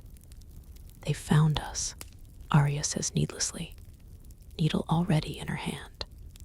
"How?" Tormund demands. "The Red Woman's ash. has limits, John finishes. We always knew it would only hide us for so long. He turns to assess our position. The cave is defensible. One narrow entrance, solid rock at our backs. We make our stand here, as the wildlings prepare for battle, positioning themselves at the cave mouth with dragonglass daggers and Valyrian steel. I study the ancient markings again. Something about the sequence of symbols speaks to me, as if the knowledge of what they mean hovers just beyond conscious thought. The pendant grows warm against my skin, pulsing with a steady rhythm. On impulse, I press it against the carved figure at the center of the spiral. The effect is immediate and startling. The stone beneath my hand begins to glow with a faint blue light that spreads outward along the spiral pattern. The entire back wall of the cave illuminates, revealing hundreds more symbols previously hidden in the darkness. John, I call, my voice tight with excitement and fear. He joins me, eyes widening at the glowing patterns. What did you do? The pendant, it activated something. I run my fingers over the newly revealed markings. These tell a story. I can almost understand it. As if in response to my touch, the symbols begin to shift, rearranging themselves into patterns that somehow form words in my mind. When darkness rises from the void between stars, seek the black heart tree where worlds touch. There the keeper must make the choice to bind or to sever, to join or to separate. I look at John in wonder. It's instructions for using the pendant. From the cave entrance comes the clash of steel and the inhuman shrieks of the taken. The battle has begun. Whatever you're discovering, discover it quickly, Arya calls, moving to join the defense. We won't hold them long. I turn back to the glowing symbols, trying to decipher more of their meaning. There's something about blood, the blood of ice and fire. It's needed to activate the pendant's full power. John's expression hardens with resolve. My blood, Stark and Targaryen, not just yours, I realize as more symbols arrange themselves into meaning. The blood of the traveler as well. Both must mix upon the stone. A tremendous crash from the cave entrance punctuates my words. The ice giant has reached the battle, its massive fists slamming into the stone around the opening, widening it. John, Tormund's shout carries over the din of combat. We can't hold much longer. John's gaze remains locked with mine. There's more to those symbols, isn't there? What else do they say? I hesitate, then nod toward the back of the cave. There's a passage, hidden behind these markings. It leads deeper into the mountains, toward the black weirwood. A shortcut, John realizes. One the Taken won't know about, I confirm. Without hesitation, John turns and strides toward the battle at the cave mouth. Tormund, Arya fall back to us. Now, as the defenders retreat deeper into the cave, John places his hand on the glowing spiral beside mine.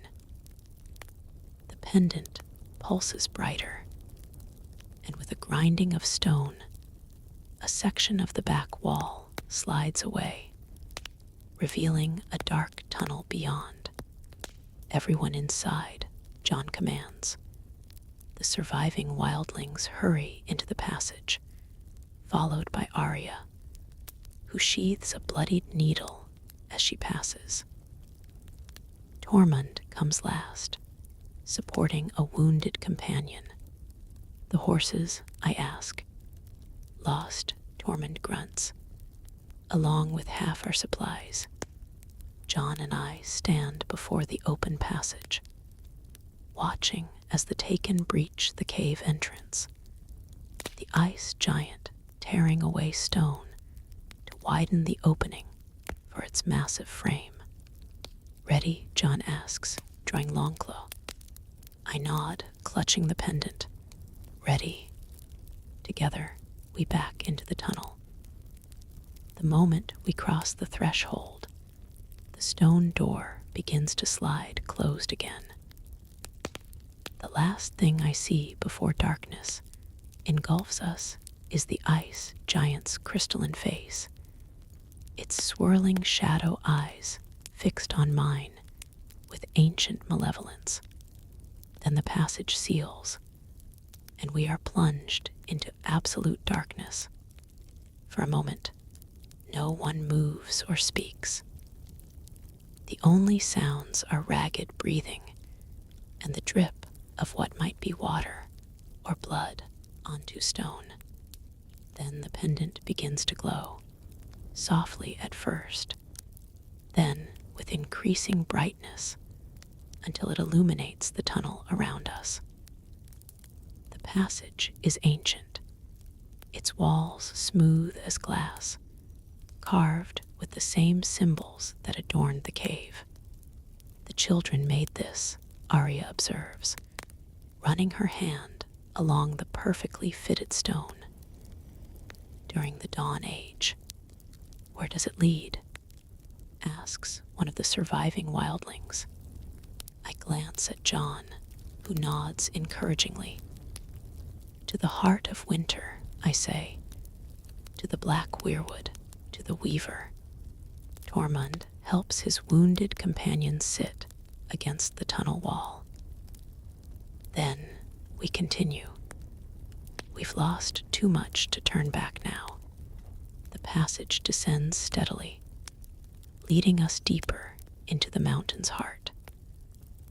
The air grows warmer as we walk, not the heat of fire, but something else, a pulsing warmth that seems to emanate from the very stone around us. Hours pass as we follow the winding tunnel. Occasionally it branches, but each time, the pendant pulses brighter when we face one path, guiding our way. Eventually, the passage opens into a vast underground chamber. Stalactites hang from the ceiling like stone teeth, and a subterranean lake of perfect stillness reflects their image. The water gives off a faint bluish glow, illuminating the chamber in ghostly light. Old magic, Tormund whispers. The kind the free folk remember in songs, sung only on the darkest nights. At the chamber's center, rising from the lake's still surface, stands a small island. And upon that island grows a weirwood tree unlike any I've seen before, its bark black as night. Its leaves the color of freshly spilled blood. The black heart tree, John says with quiet awe. The nexus point between worlds. As we stare at the impossible tree, ripples disturb the lake's surface. Something is moving beneath the glowing water. Something large. We need to cross, I say, the pendant growing almost painfully warm against my skin. The nexus point is there, at the tree, and so is the weaver, Arya adds, her keen eyes scanning the chamber. Waiting for us.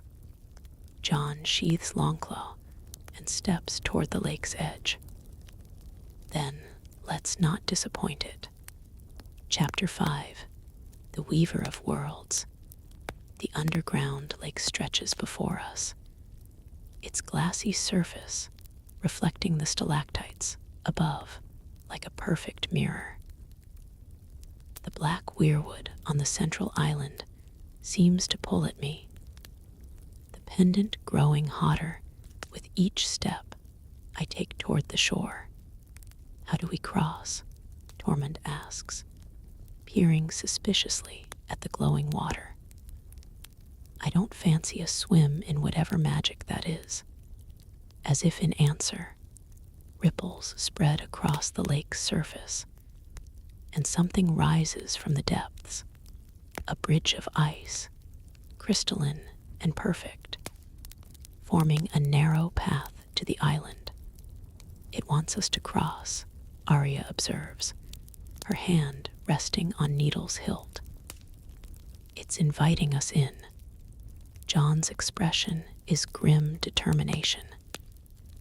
Then we accept the invitation, but carefully. He turns to the remaining wildlings. Guard the tunnel entrance. If we fail, get back to the surface. Warn Winterfell. The wildlings nod solemnly, taking up positions at the chamber entrance. Only Tormund refuses to stay behind. I followed you beyond the wall, beyond death, and now beyond sense, the big man says with gruff affection.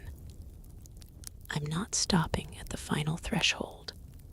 Jon clasps his arm in silent gratitude. Ghost and Nymeria prowl the chamber's perimeter. The direwolves visibly unsettled by the ancient magic that permeates this place. Occasionally, Ghost raises his head and growls at something none of us can see. The barriers are thin here, I explain, somehow knowing this to be true. The direwolves sense things moving on the other side.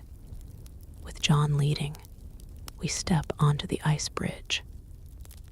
It holds our weight easily, though the surface shifts slightly beneath our feet, adjusting to each step like something alive. Halfway across, Arya freezes, staring into the depths. Look, she whispers. Beneath the glowing water, massive shapes move, some humanoid, others unlike anything I've seen in either world. They watch our crossing with eyes that shine like distant stars. The deep ones, Tormund mutters, making a sign against evil.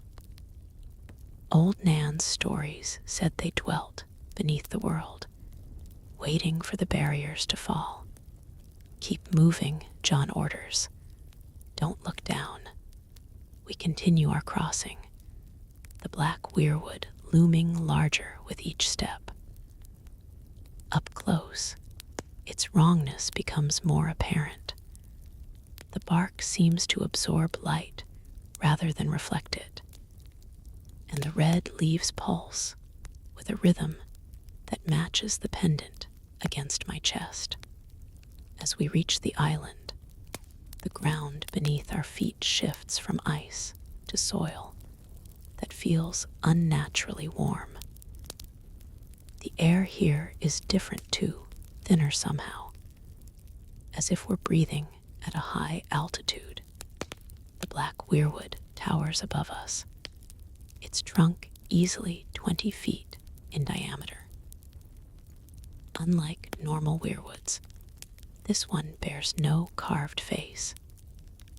Instead, its bark shows intricate patterns that seem to move when viewed from the corner of the eye, whorls and spirals that match the children's symbols from the tunnel.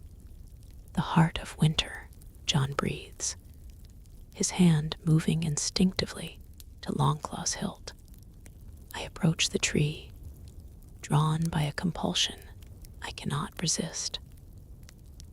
The pendant burns against my skin, pulling toward the black bark like a lodestone to iron.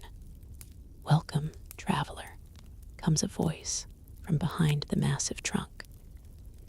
"I've waited so very long for you to arrive." A figure steps into view, not the horrifying creature from my dreams, but a woman of extraordinary beauty. Her skin is pale as milk, her hair black as the tree's bark, her eyes the same bloody red as its leaves.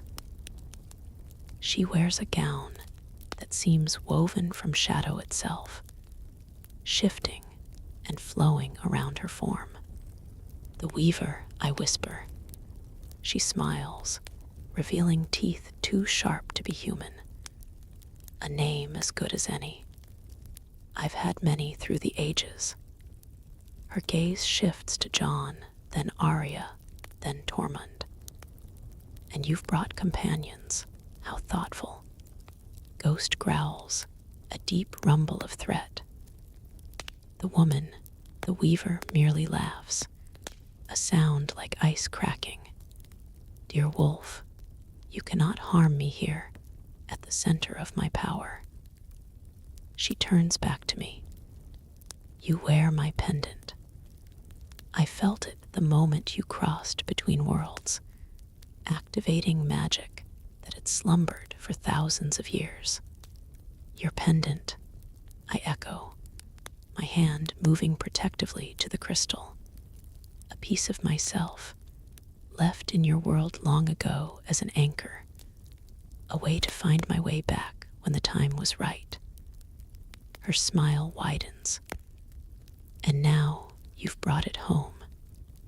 How perfectly the pattern weaves itself. Jon steps forward, Longclaw now drawn and gleaming with an inner light.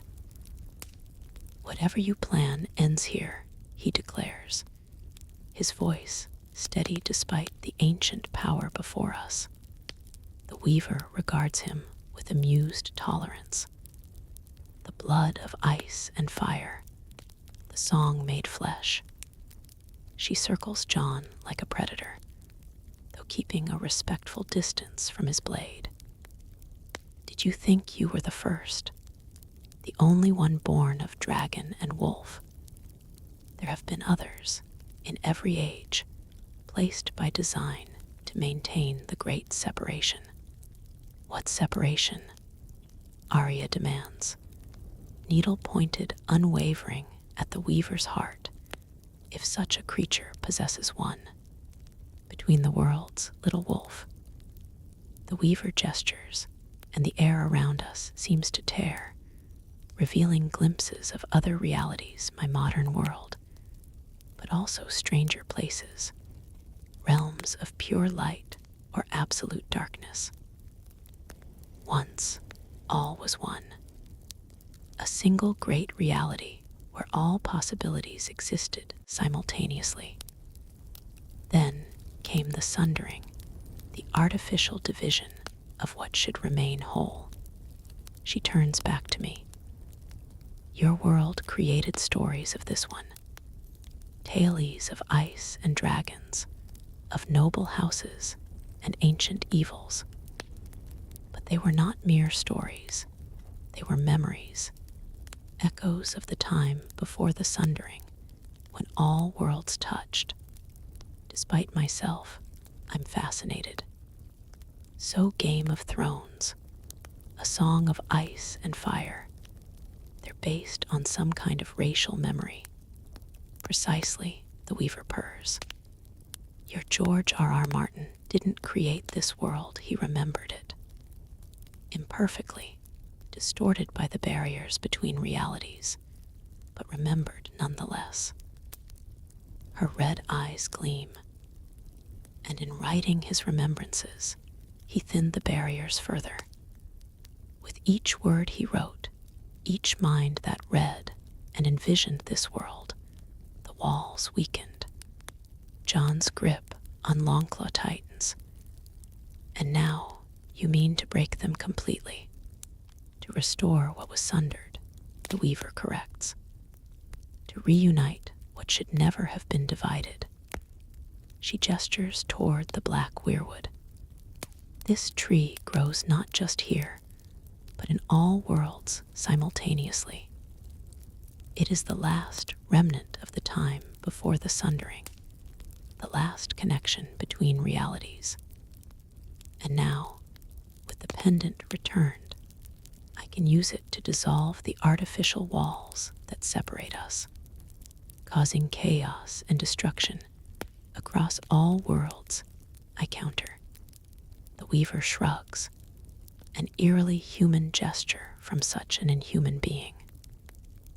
Change always brings chaos before order. The reunification will be difficult, yes. Many will not survive the merging of realities, but those who do will inhabit a world of infinite possibility, where magic and technology coexist, where death itself becomes merely a transition between states of being. Her voice is hypnotic, her words painted with such beautiful possibility that for a moment I waver. What if she's right? What if the separation of worlds was a mistake? The pendant pulses against my skin, suddenly cold rather than hot, breaking the weaver's spell over my thoughts. No, I say firmly. You don't seek restoration, you seek dominion. The great other wants to consume all worlds, not unite them. The weaver's beautiful face hardens, the mask of humanity slipping to reveal something ancient and terrible beneath. You understand nothing, traveler. I am neither other nor great. I am what existed before such divisions, before light and dark were separated, before ice and fire became enemies rather than complementary forces. You're a parasite, Arya spits, feeding on the stories of worlds you couldn't conquer directly. With a gesture from the weaver, Arya is lifted from her feet and flung backward, landing hard at the island's edge. Arya. Jon moves to defend his sister, but another gesture from the weaver freezes him in place. Longclaw raised, but immobile. Enough games, the weaver hisses, her beautiful form beginning to shift and flow, growing larger, more amorphous. I've waited thousands of years for this moment. The pendant has returned. The blood of ice and fire is here. The traveler between worlds stands at the nexus point. Her voice deepens, multiplies, as if many voices speak in unison. The time of reunification is now. Tendrils of living shadow extend from her transforming body, reaching for me for the pendant. I stumble backward, but there's nowhere to run on the small island. The pendant. Jon manages to shout through his magical paralysis. Use it. But how? The ancient carvings spoke of blood, the blood of ice and fire mixed with the traveler's blood upon the stone. But Jon is immobilized, and the weaver's shadows draw closer with each heartbeat. A massive white shape hurtles past me, ghost, launching himself at the weaver with a snarl of fury. The direwolf's jaws close on shadow stuff, tearing a portion of the weaver's amorphous form away. She shrieks, a sound that seems to come from everywhere and nowhere. Momentarily distracted from me, I seize the opportunity, racing to Jon's side. The magical paralysis still holds him, but his eyes burn with desperate intensity. The sword he manages through gritted teeth. Use, Longclaw. Understanding floods through me. I grasp Longclaw's hilt, still clutched in Jon's immobile hand, and draw the blade across my palm. Blood wells immediately, bright red against my skin. Then, awkwardly manipulating the heavy sword with one hand, I do the same to Jon's paralyzed palm. Behind us, Ghost continues his attack on the Weaver, joined now by Nymeria. The two direwolves tear at the shadow creature, their jaws finding substance where human weapons would pass through empty air. But they're fighting a losing battle. The Weaver's form grows with each passing moment, shadows coalescing into something massive and terrible. Hurry, Tormund shouts, trying to drag Arya's stunned form farther from the battle. With bleeding palm, I press the pendant against Jon's identical wound. Our blood mingles on the crystal surface, and immediately it begins to transform. The smoky shadows within it clear, replaced by a blue-white light that grows in intensity until it's painful to look upon directly. The Weaver notices what we're doing and shrieks again, abandoning her battle with the direwolves to surge toward us. No, the cycle must end. The WORLDS must be one. Acting on instinct, I tear the pendant from my neck and plunge it into the black bark of the weirwood. The moment it touches the tree, a blinding flash of blue-white light erupts, throwing us all backward. I land hard on the island's shore, momentarily blinded by the flash. When my vision clears, I see the black weirwood, changing. Starting from where the pendant embedded in its trunk, the black bark begins to pale, transforming into the familiar white of a normal weirwood. The transformation spreads upward and outward, racing along branches and into roots. The Weaver screams, a sound of primal rage and anguish. Her amorphous form swirls around the transforming tree, trying to halt the change. But wherever her shadows touch the white bark, they sizzle and dissolve. No, thousands of years of planning.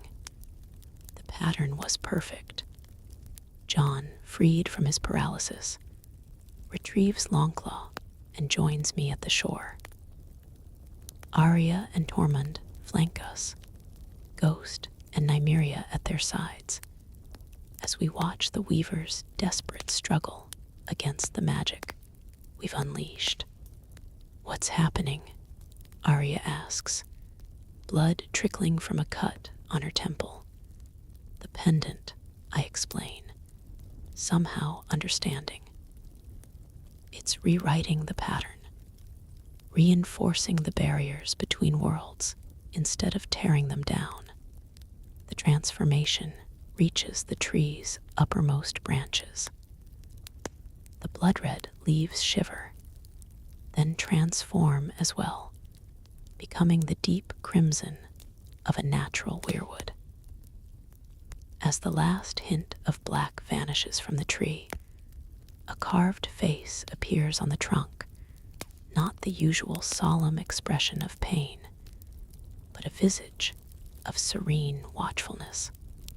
The Weaver's form begins to fracture, pieces of shadow breaking away and dissolving into nothingness. You cannot banish me, she rages, her multiple voices fatting. I am eternal. I am the pattern itself. No, Jon says, with quiet certainty. You're just a thread that's been cut from the fabric.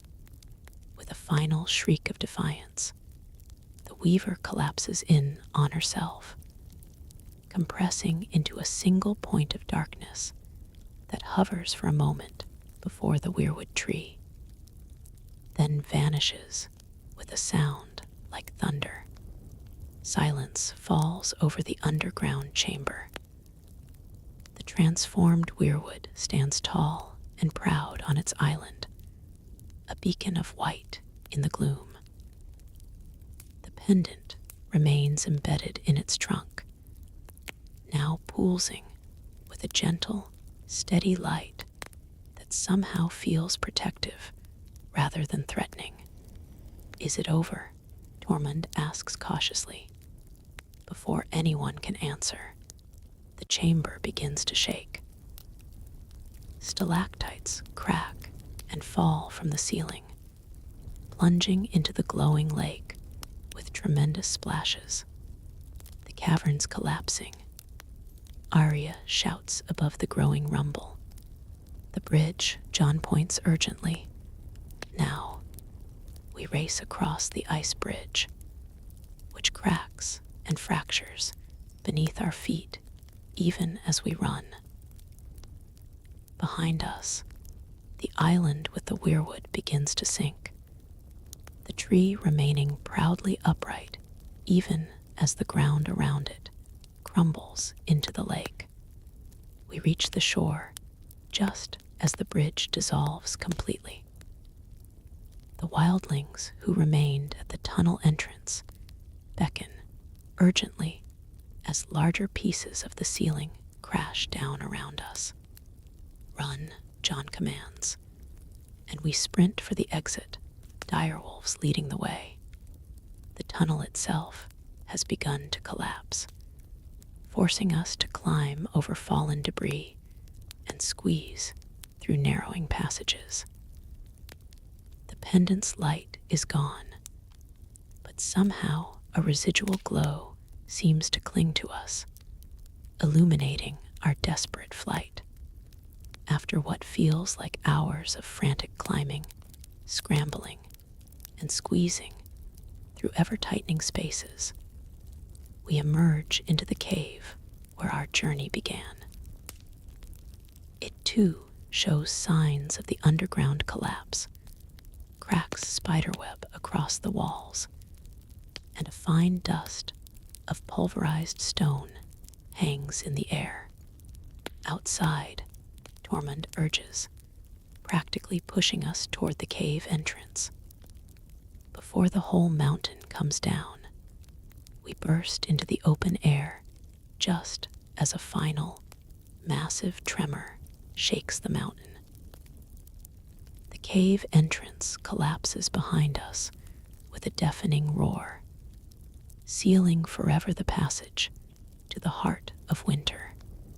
For several minutes, we simply stand in the snow, gasping for breath, watching as dust billows from new cracks in the mountainside. Then, slowly, realization dawns. We did it, Arya says quietly. We stopped the weaver. Jon nods, his face etched with exhaustion, but also a profound relief. The barriers between worlds are secured again. The great other, or whatever that thing truly was, has been banished. I look down at my hand, where the cut from Longclaw still bleeds sluggishly. The pendant, I realize suddenly. It's gone, embedded in the weirwood, where it belongs, Jon says, binding the worlds together while keeping them separate. As dawn breaks over the frost fangs, painting the snow-covered peaks in shades of pink and gold, I feel a strange sense of peace settle over me. I'm trapped in this world now, with no way to return to my own.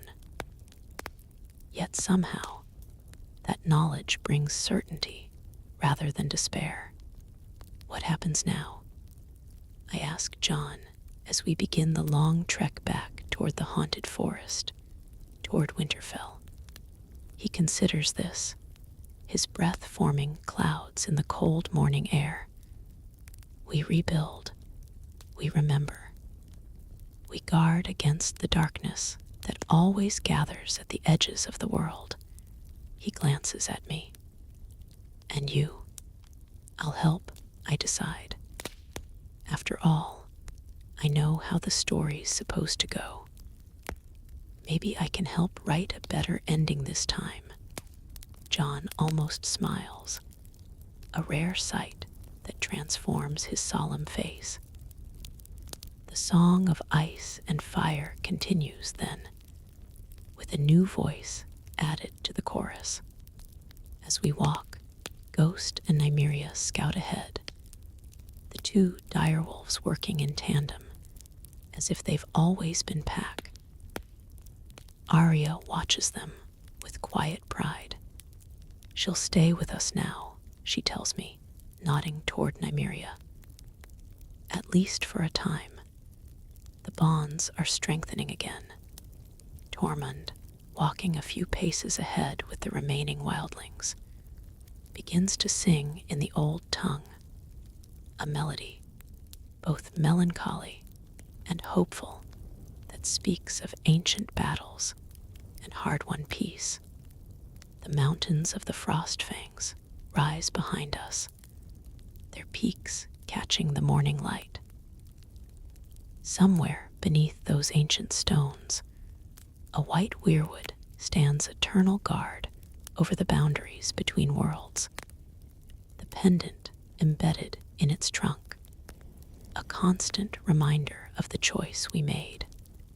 I chose this world over my own, chose to seal the barriers rather than tear them down. It was the right choice, I know that with bone-deep certainty. And yet, a small part of me wonders about those I left behind, who will never know what became of me. They'll tell stories, John says, seeming to read my thoughts. In your world, about the person who vanished without a trace. Stories have power. They cross the barriers in ways physical bodies cannot. Maybe someone will write it down, I muse. Add it to the tale. The true tale, Arya corrects. Not the false one your world knew. We continue our journey south, toward Winterfell, toward whatever future awaits in this world I've chosen. The story I knew has been irrevocably changed, the plot altered, the ending unwritten. But perhaps that's the nature of all great stories. They adapt, they grow, they transform with each telling.